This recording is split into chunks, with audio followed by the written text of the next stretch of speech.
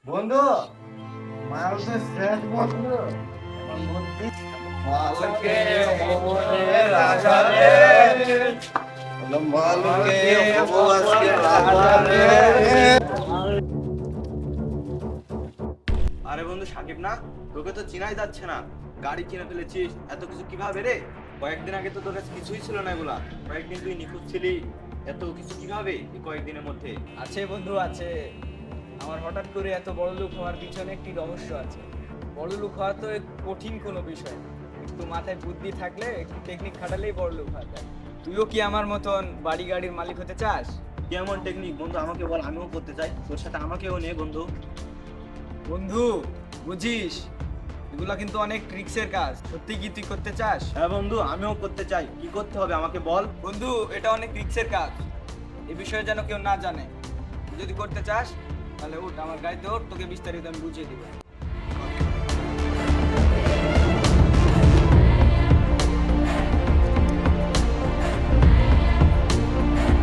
আজকাল দেখ কি হলো। এই যে বন্ধু নে। বন্ধু তোকে যেভাবে বলেছিলাম সেভাবে করেছিস তো? সবকিছু ঠিক আছে তো? হ্যাঁ বন্ধু, কোনো সমস্যা নাই, সবকিছু ঠিক আছে বন্ধু।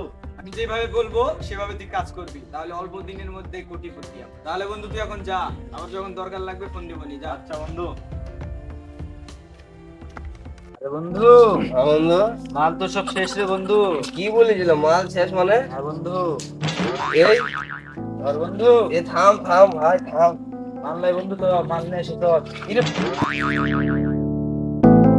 বন্ধু তোর আমাকে বন্ধু। উঠ উঠ, মাল নেবে তাহলে। চল বন্ধু। গুরু গুরু মাল লাগবে গুরু। গুরু মাল লাগবে। আগে সোজা হয়ে দাঁড়া। হ্যাঁ দাঁড়া, কি লাগবে? মাল লাগবে। কত টাকা?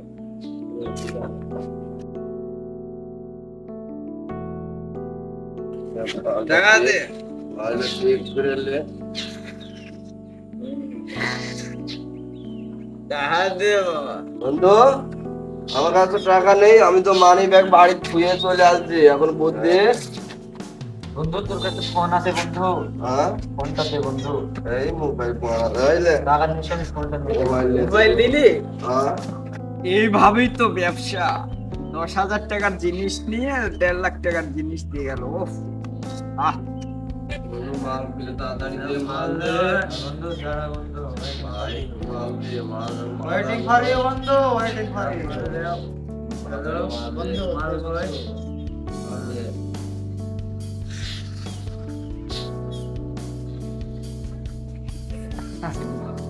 বন্ধু, মাল তো শেষ বন্ধু।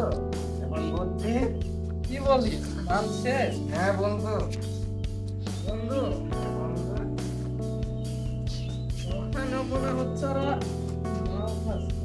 হ্যাঁ বন্ধু। ওখানে বন্ধু চল নিয়ে যাই ডিজাইন। বন্ধু, তোর বাসা কোথায় রে? হ্যাঁ কে কে ভাইরা মাল লাগবে, ভাইরা মালের ধরে গেছে। মাল ছিল ভাই, ভাইরা মাল রেখে যাও ভাই। ওদের কাছে মাল নাই, মাল দরকার। আমার কাছে তো কোনো টাকা নেই, দুজন মুরগি মারছি, ওই দিক থেকে কিছু টাকা নিয়ে আমরা মাল কিনে খাবো। এরকম খাবে তো আমরাও খাবো বন্ধু। চল বন্ধু। ভাই আমার কাছে মাল নেই, আমার কাছে টাকাও নেই। ভাই টাকার কোনো চিন্তা করতে হবে না, যত টাকা লাগে আমরা দিব ভাই। শুধু মাল যেখানে আছে এখানে নিয়ে চলেন। নিয়ে চল। ঠিক আছে, কত টাকা লাগবে? এই শান্ত।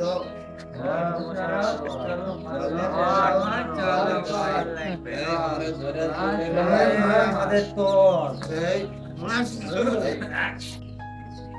মালকে মোহনে রাজা রে, মালকে আজকে রাজা রে।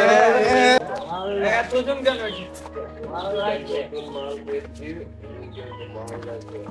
মালটা হলে সমস্যা কাকে চিনিস ওদেরকে তুই? আমরা আজকে নতুন দুটা মাল পেয়েছি এরা আমার মতন মাল খাই বড় মাল কতটি মাল লাগবে তোকে বল। বেশি না গরু 20,000 টাকার মাল দিলে আচ্ছা মাল আমি 20,000 টাকার দিচ্ছি, এরপর থেকে বাইরের কাউকে নিয়ে আসবি। আচ্ছা গুরু, আমাদের মনে থাকবে গুরু। আচ্ছা মনে থাকবে। আরে মাল ডাললে এটা টাকা দে। এই তোরা টাকা দে।